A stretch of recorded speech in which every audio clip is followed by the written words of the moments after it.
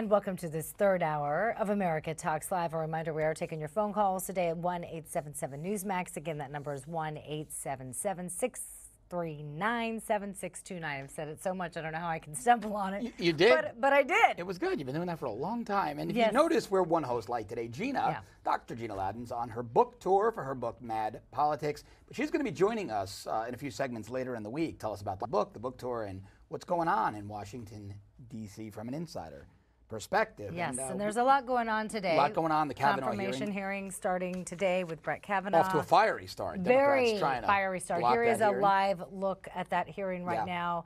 Can we take a quick little listen in? Let's get some audio for you. Yeah, this started around Judge Kavanaugh, I'm going to ask you about this morning. As I did Let's when take we a met quick listen. in my office, and I expect you to address them. When we spoke, you agreed that we have a shared concern about the legitimacy of the Supreme Court, that it is critical to our system of rule of law. In my view, it is today in jeopardy.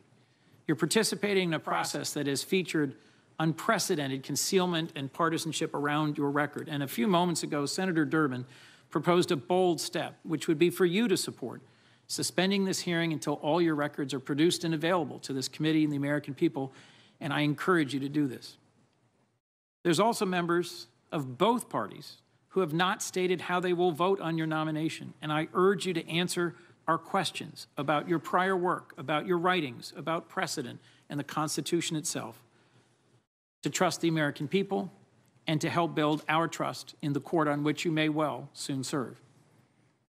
I've been to too many hearings in which judicial nominees have told us they'll even-handedly apply the text of laws or the Constitution only to watch them ascend to the bench and whittle away individual rights of Americans or narrow or overturn long-settled precedent. This Supreme Court vacancy comes at a critical time for our country, when our institutions of law and the very foundations of our democracy are being gravely tested. If we're going to safeguard the rule of law in this country, our courts, and in particular our Supreme Court, must be a bulwark against unprecedented violations of law, deprivations of freedom, and abuses of power by anyone, including our president. No one said it better than our former colleague, Senator McCain, who once asked about America, what makes us exceptional? Is it our wealth, our natural resources, our military power, our big and bountiful country? No, it's our founding ideals and our fidelity to them and our conduct in the world. They are the source of our wealth and power, that we live under the rule of law. That enables us to face threats with confidence that our values make us stronger than our enemies. Judge Kavanaugh, we're here to determine whether you would uphold or undermine those founding ideals and the rule of law. We're here to determine. And you have been listening to Democratic Senator Chris Coons of Delaware speaking to Brett Kavanaugh. We have not heard a question there, but more or less giving him instructions on what they expect to hear. Yeah, he's giving instructions on how to be ethical to a guy considered one of the most ethical people on the bench. It is just such disingenuous grandstanding by Democrats, as if Kavanaugh's going to stand up there and lie about his record. They have 488,000 pages on Brett Kavanaugh. They can't possibly go through all those. 488,000 pages. Oh, well, that's what they want, right? The bulk of which are his rulings, his writings, his decisions. What Coons is doing, to me, that's disgraceful. It's disgraceful and it's insulting to Kavanaugh. I would say the same thing if a Republican were doing that to a Democratic nominee. If they had nearly 500,000 pages on that nominee, to sit there and lecture them and imply they're not going to be truthful, they're not going to be honest, that would embarrass me as a conservative. Let's see if Freedom Watch founder and former federal prosecutor for the Justice Department, Larry Klayman, agrees with you. He's been monitoring these hearings throughout the afternoon and early this morning. They began around 9:30 this morning, and what you described as pretty fiery. Well, they tried to begin around. They tried around 9:30. Didn't kick off till about 11 o'clock because the Democrats wouldn't let Grassley open the hearing. So, Larry, you heard what John said. That's pretty bold of him to say that he would criticize a fellow Republican if he heard a Republican saying those very things that Senator Coons is saying. What do you think about the performance here, as some are describing it, from Democrats? I agree with John. And the irony here is they think they're making a case to win the midterm elections. What they are doing, these Democrats, is energizing Republicans and libertarians and others to get out and vote for the Republican or other non-Democrat candidate. This is such a display. It's such a disgrace. Lack of respect, low class, bringing in people like Al Sharpton, packing the galleries with agitators and people that are disrupting, that frankly, he's making the case for the election of the Republicans in November of this year. But more importantly, even though I have differences with Judge Kavanaugh, and I would have chosen somebody else, now we're far down the line. The guy needs to be confirmed at this point. And even though I would have voted against him, I want to see this happen because the Democrats will derail anybody else. So I'll take the lesser of evils right now with regard to Judge Kavanaugh on behalf of the country. But to wrap it all up is that these Democrats have no credibility. And that's sad to say. I'm nonpartisan. I am a registered Republican myself, but I run Freedom Watch in a nonpartisan way. But this kind of display disgusts anybody who has any common sense and sense of decency. You know, Larry, even the left-leaning media tends to agree with you. I'm going to paraphrase. I saw a tweet a little while ago where CNN's John King called out the Democrats. Wait a minute, did you just say CNN? CNN. Okay. CNN's John King called out the Democrats, and he said, I'll paraphrase what he said, but he basically said this is all politics. He implied it was all political theater. He said the Democrats are trying to disrupt things in the beginning because they know they don't have the votes in the end. Senator Ted Cruz said Democrats, quote, Democrats have resorted to pounding the table since they don't have any substantive criticism of Judge Kavanaugh. That from Republican Senator Ted Cruz. So, Larry, again, why even bother at this point? Why even bother going through the motions of this dog and pony show if we know Kavanaugh is going to be confirmed? I think Coons said something that was dishonest or incorrect when he said there are still Republicans who don't know how they're going to vote. Larry, are there any Republicans out there on the fence about how they're going to vote? Because it seemed to me the moderates, the Murkowskis and the Collinses, have already said we're going with Kavanaugh. We're going to go with him. No, you're both absolutely right. There's nobody that's going to vote against him.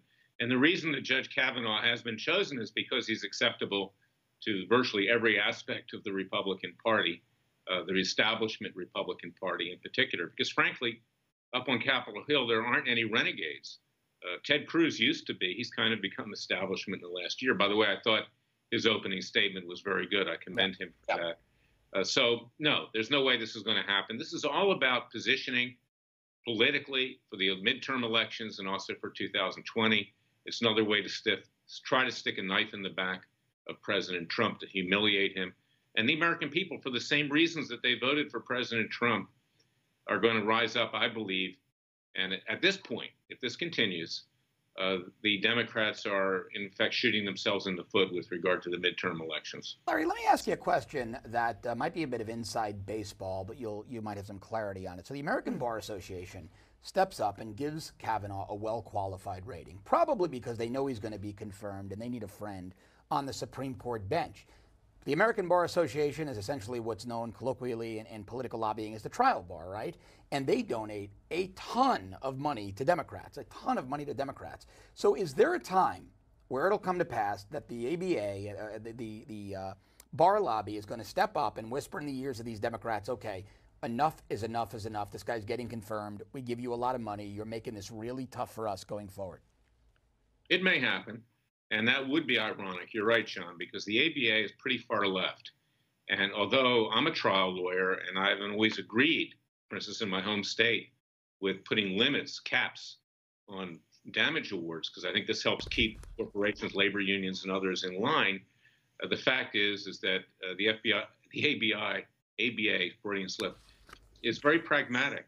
And that's the way it works in Washington. And they want to own Judge Kavanaugh to some degree, to placate him, because he's going to have tremendous power on that Supreme Court along with the other 8 justices. Let's talk about that power, because I mean, most people are saying yes, they believe he's conservative. Most people think he's going to be on that court maybe as early as October 1st.